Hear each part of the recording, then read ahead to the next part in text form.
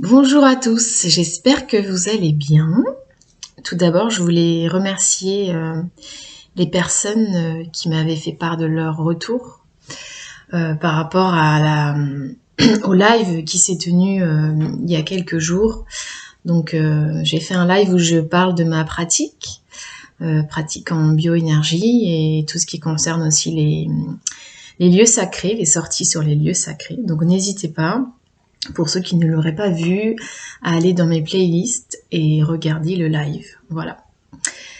Alors aujourd'hui, le sujet c'est suis-je amoureuse, suis-je amoureuse. Et effectivement, ça faisait longtemps que ça me trottait dans la tête. Je vois tellement de personnes autour de moi perdues dans leurs sentiments que je pense que voilà, cette vidéo pourra aider certaines personnes à y voir plus clair. Sachant que je le répète à chaque fois, ce n'est que ma vision des choses et prenez ce qui vous parle et laissez le reste de côté. À mon sens, il y arrive un moment dans notre existence où on peut perdre l'autre, la personne que l'on aime, avec laquelle on est en couple depuis longtemps pour certaines personnes. Ça a été mon cas. Par exemple avec mon ex-mari. À ce moment-là, et c'est le cas des proches là que j'ai autour de moi, j'ai des proches que je vois dans une souffrance, mais attachés en fait à la personne aimée. Cependant, il faut savoir que l'amour évolue, d'accord ? L'amour est sans cesse en évolution. Moi, je pense qu'il faut, et ça, je sais ce que je répète sans cesse à mes patients, toujours écouter son cœur et pas sa tête. La tête, notre ego, on va dire, réagit en fonction déjà de toutes les peurs inconscientes que l'on a en nous, qui sont liées à la fois à des vies antérieures, au transgénérationnel, donc nos ancêtres, notre famille, et à tout ce qu'on a pu vivre dans cette vie-là. Donc c'est-à-dire qu'il y a une partie de nous qui veut nous protéger, qui sait qu'on a souffert, soit dans le passé très lointain, soit plus proche, et donc qui veut surtout pas qu'on ressouffre, et qui de ce fait-là nous aiguille vers un chemin qui finalement n'est pas le chemin souhaité par notre âme. Notre âme qui, je pense, doit être l'énergie aux commandes de notre vie pour réaliser notre mission. On a chacun une mission ou plusieurs missions, et pour être pleinement heureux et heureuse. Donc moi, le conseil que je donne toujours à la fois à mes proches, à mes patients, c'est écouter votre cœur. Écouter son cœur, ça veut dire quoi ? Ça veut dire se poser et venir réfléchir à la relation qu'on a avec l'autre, mais dans un moment serein. C'est-à-dire un moment où voilà, on n'est pas dans le mental, on n'est pas dans vouloir se contrôler, même si parfois on se rend pas compte qu'on est contrôlé par notre ego, d'accord ? C'est très difficile parce qu'en fait notre ego veut vraiment nous contrôler et nous protéger. Donc on pense que c'est bien pour nous en fait de penser comme ça, de réagir comme ça, alors qu'avec le temps on se rend compte que non. Lorsqu'on reste dans une souffrance, par exemple, après avoir fait un choix, voilà, ça peut être une alerte pour nous dire voilà, on n'a peut-être pas fait le bon choix.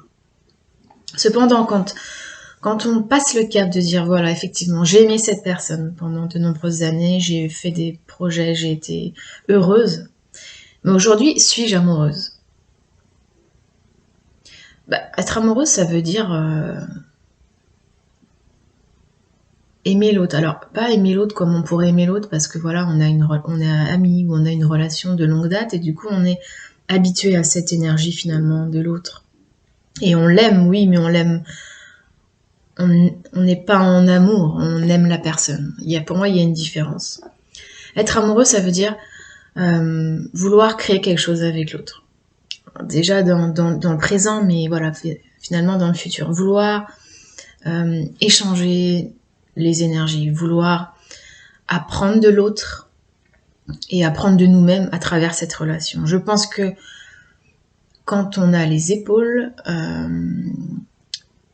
on est fait pour se dépasser, aller puiser ce qui est à l'intérieur de nous, se nettoyer, mais en miroir avec une autre personne.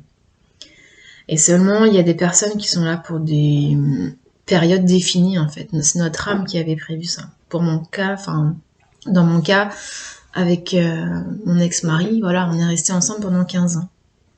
Nous, on a eu beaucoup de chance, c'est que lors de notre séparation, on ne s'aimait plus tous les deux. Enfin, on n'était plus amoureux plutôt, parce qu'on s'aime encore, mais de manière amicale.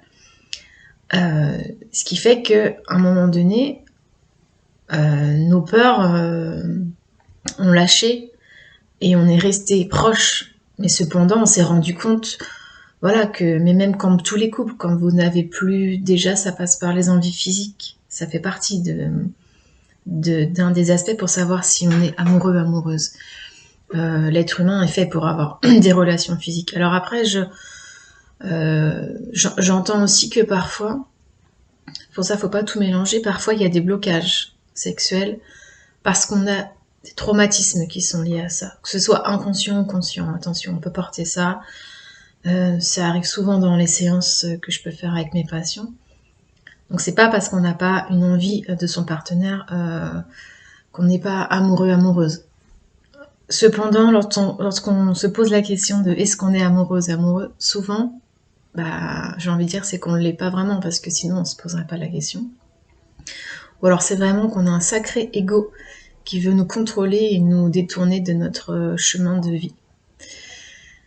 Voilà, donc c'est vraiment quand on est dans être amoureux, amoureuse, c'est quand il y a cet organe, le cœur, ce chakra du cœur, donc autour, cette énergie du cœur qui vibre, on vibre pour l'autre, d'accord?